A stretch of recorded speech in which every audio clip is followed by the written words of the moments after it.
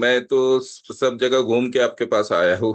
तो legal forum बहुत कम fees में और बहुत जल्दी ये इशू रिजॉल्व कर देते हैं। बाकी मैंने और भी कुछ एडवोकेट्स थे, उन उन्होंने मेरे से कुछ अमाउंट्स लेके काम नहीं किया। ओके। मगर लीगल फोरम एक रिलायबल सोर्स है, जो और चीप भी है, जो बहुत अच्छा काम करता है। Good afternoon. Good hi, afternoon, good sir. Afternoon. This side, sir, Advocate Santosh Kumar from the Veteran Legal Forum. We welcome you today for the online discussion. Thank you for joining and connecting with us. Sir, आपका एक brief introduction हो जाए कि आपका नाम क्या है, आप कहाँ से, आर्मी नेवी डिफेंस से हैं, कौन से स्टेट से हैं, और आप आर्मी नेवी फोर्स या कौन से स्टेट से हैं, क्या इशू था, थोड़ा आप बता पाएंगे हमारे ऑडियंस को, तो it will be very help. जी हाँ जी।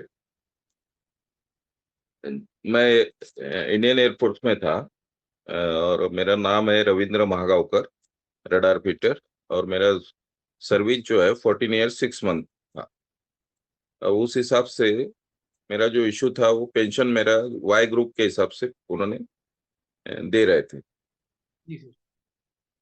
तो जो आपका जो अमाउंट था वो एक्स पे के मतलब एक्स ग्रुप के हिसाब से आपको पेंशन का बेनिफिट मिलना चाहिए था, बट आपकी कैटेगरी वाई के हिसाब से आपको पेंशन का इशू आता। सर, ये कब से इशू चल रहा था, ये आप थोड़ा हमें बता पाएंगे डिटेल में?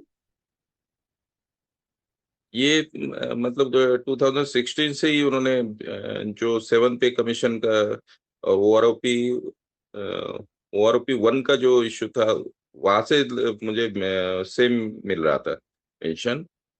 ओके। बाद में मैंने बहुत 2-3 और जगह भी कंप्लेंट, सीपी ग्राम पे कंप्लेंट बहुत कोशिश की।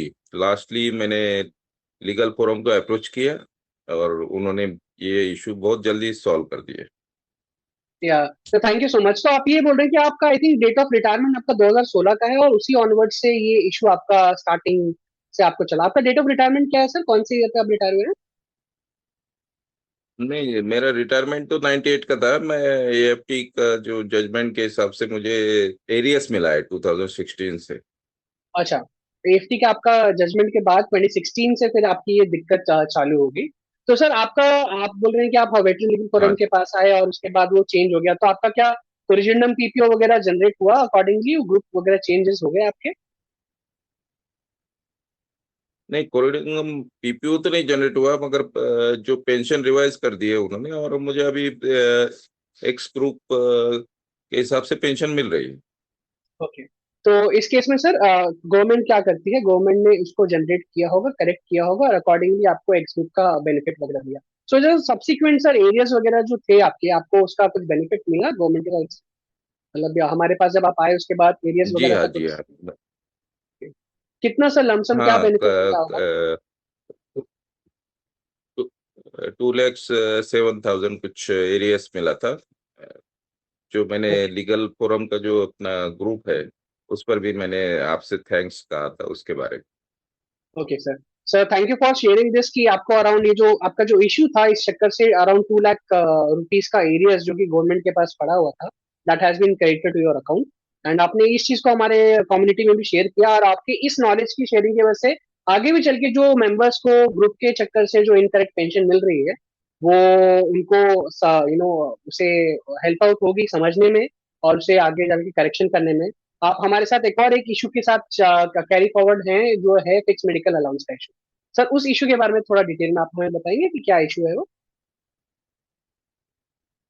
हाँ, उन्होंने मुझे जो एरियस मिला उसके साथ फिक्स मेडिकल अलाउंस भी साथ में देना चाहिए था, जो अभी तक दिया नहीं है।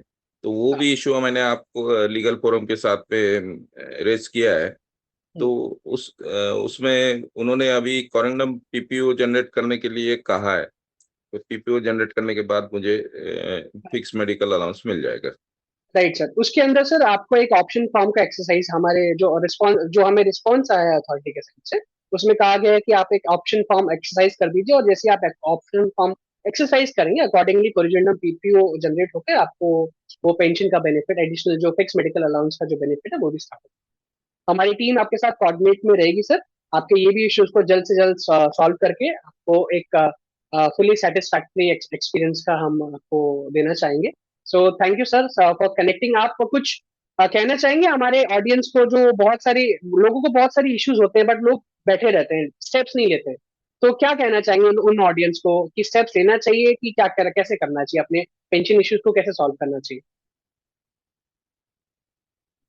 जी हाँ, जी हाँ।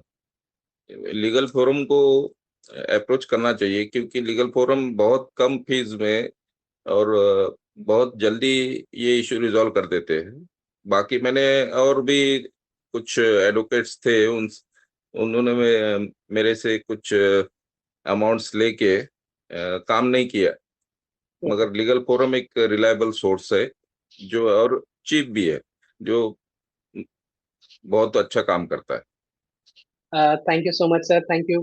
सर एक लास्ट क्वेश्चन है, लोगों को थोड़ा सा ट्रस्ट इश्यूज आ जाते हैं क्योंकि एक ऑनलाइन प्लेटफॉर्म को अप्रोच करना उनको लगता है कि थोड़ा कि होगा कि नहीं होगा काम, और फिर ये भी लगता है कि कहीं कुछ फ्रॉड तो नहीं है, स्कैम तो नहीं है, क्योंकि ऑनलाइन जमाना ही आजकल ऐसा चल गया है। तो आप उनको क्या बोलना चाहेंगे? बिकॉज आप और हम लोग फर्स्ट टाइम कनेक्ट कर रहे हैं आपके इश्यू के रिजॉल्व होने के बाद। इसके पहले हम लोग ने फेस टू फेस एक दूसरे को देखा भी नहीं था, हमारी टीम हमारे साथ कॉन्टैक्ट में थी, बट ये सब वर्चुअल वर्ल्ड हो रहा था। तो आप क्या बोलना चाहेंगे? ये लीप ऑफ फेथ ऑडियंस के मन में जो शक है, तो उसके लिए आप क्या कहना चाहेंगे? नहीं, अभी देखिए, मैं तो सब जगह घूम के आपके पास आया हूँ। तो ट्रस्ट जो है, उसमें बहुत सारे मेरा फाइनेंशियल लॉस भी हुआ है। मगर आपका जो वे ऑफ अप्रोच है टू अथॉरिटीज, वो जेन्युइन है। तो इसलिए लोगों ने ये सब सब मेरे जो भी फ्रेंड्स है जिनका इशू है, उन्होंने आपको अप्रोच करना चाहिए। Sir thank you so much for आपका valuable testimonial. We look forward कि आपका एफएमए का भी इशू हम लोग जल्द से जल्द सॉल्व करके उसको भी हम लोग एक गुड कंक्लूजन की ओर लेके जाएंगे। Thanks again for connecting with veteran legal forum. We wish you good health forward. Yeah, thank you very much. Thank you sir.